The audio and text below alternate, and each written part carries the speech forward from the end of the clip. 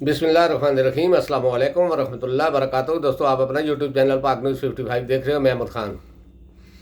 आप दोस्तों से गुजारिश है कि अगर आपको मेरी वीडियो पसंद आए तो प्लीज़ चैनल को सब्सक्राइब कर दें। आपका बहुत बहुत शुक्रिया। आज जो हाई कोर्ट में तोशाखाना केस पर जो तहरीक इंसाफ और इमरान खान के केस पर जो समाअत थी, उसका कुछ ऐसा अहवाल और ख़ास बातें मैं आपके गोश गुजार करता हूँ। उम्मीद है इंशाल्लाह आपको पसंद आएंगी। आज सुबह यानी कि दिन को 12 बजे तकरीबन इस केस की समाअत शुरू हुई तो जनाब लतीफ़ खोसा साहब ने आकर अपने आर्गूमेंट देने शुरू किए। और जब सुप्रीम कोर्ट को उसने जो कुछ बोला, हाई कोर्ट को जो कुछ उसने बोला, वो मैं आपके सामने रखता हूँ। और जो चीफ जस्टिस हाई कोर्ट ने कहा वो भी आपके सामने रखता हूँ। जनाब लतीफ़ खोसा साहब ने कहा कि सबसे पहली बात तो क्या है कि इस केस को यानी कि ख़त्म होने के लिए 5 मिनट चाहिए थे। सिर्फ एक चीज़ कि ये सेशन कोर्ट का दायरा अख्तियार ही नहीं था इस केस को सुनना।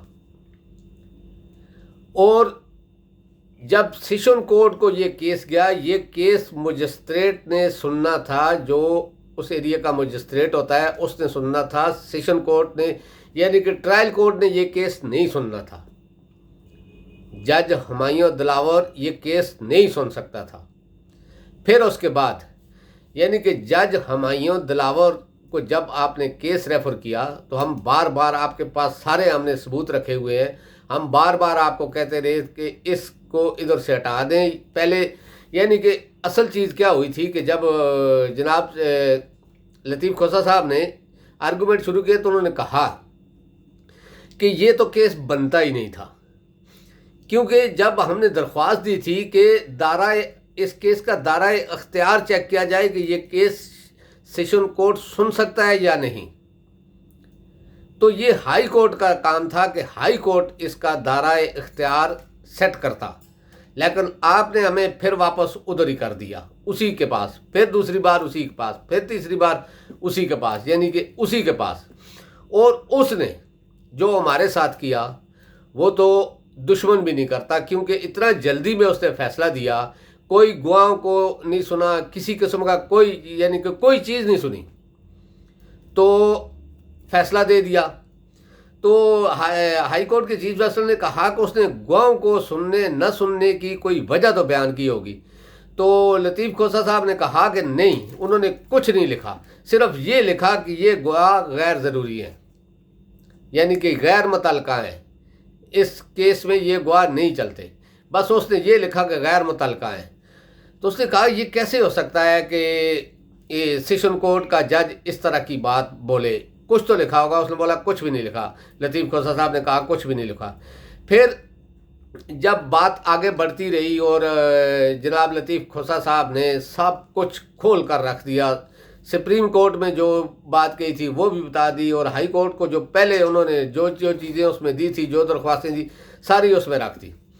तो आगे से जो चीफ जस्टिस हाई कोर्ट हैं उन्होंने कहा कि सेशन कोर्ट से गलती हुई है, यानी कि जज हुमायूं से गलती हुई है, इसको दरगुजर करना चाहिए, उसको मौका देना चाहिए और इस चीज़ को उसको सुधारने का मौका देना चाहिए। इस बार मैं बात से थोड़ी सी बात करूँगा, सुधारने का मौका देना चाहिए।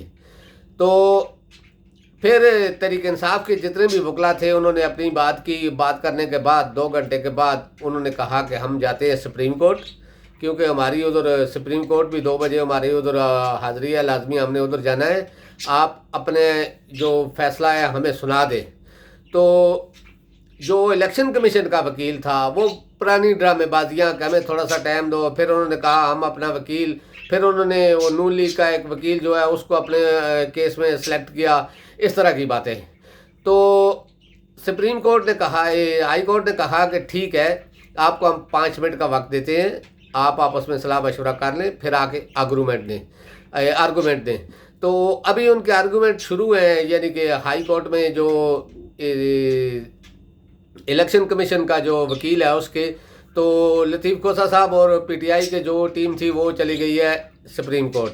लेकिन सुप्रीम कोर्ट ने जब देखा कि ابھی تک تو ہائی کورٹ کا نہ کوئی فیصلہ ہے نہ کوئی ججمنٹ آئی ہے، تو انہوں نے کیا کیا کہ کیس کو ڈیلے کر دیا، ختم نہیں کیا، آگے نہیں بڑھایا، صرف اتنا کہا کہ جب تک ہائی کورٹ کا فیصلہ نہیں آتا ہے ہم دوسرا کیس. پھر انہوں نے کیا کیا کہ جو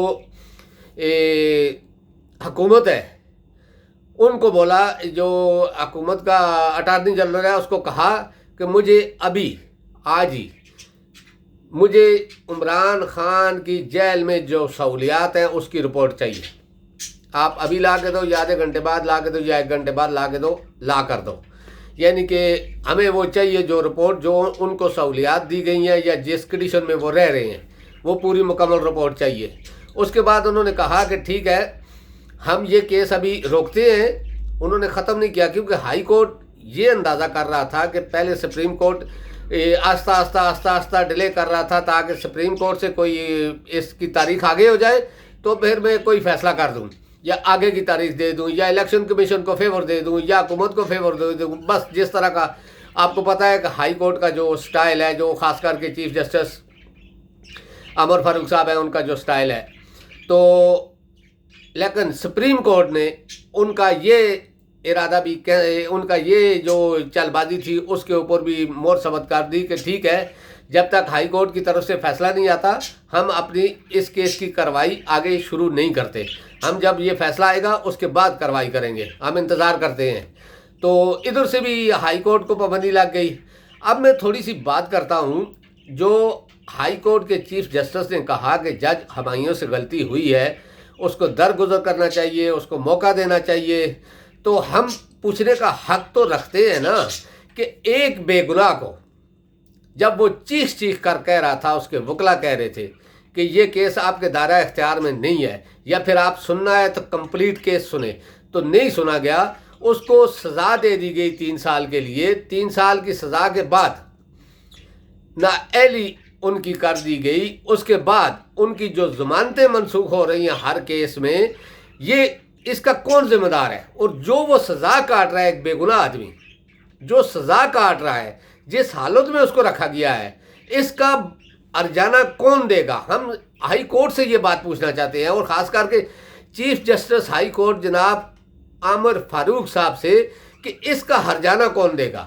یا تو اس کے بدلے جتنے دن عمران خان جیل میں رہا ہے اسی طرح کی سزا اس جج کو دی جائے، پھر پاکستانی قوم اس جج کو معاف کرے گی.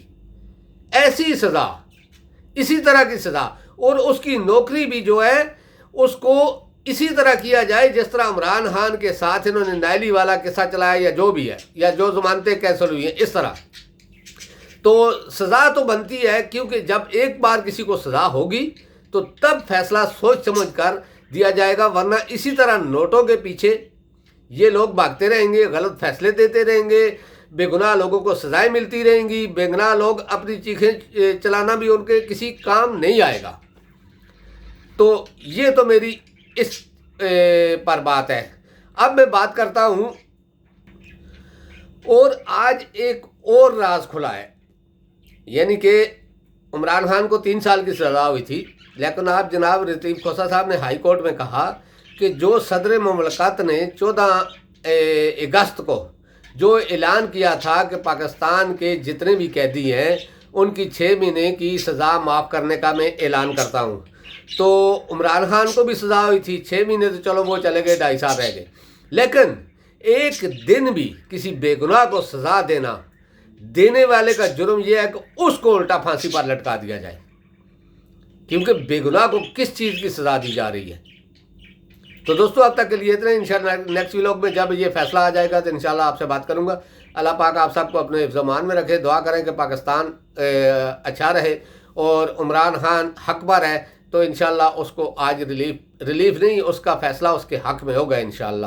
اللہ حافظ. السلام علیکم ورحمۃ اللہ وبرکاتہ.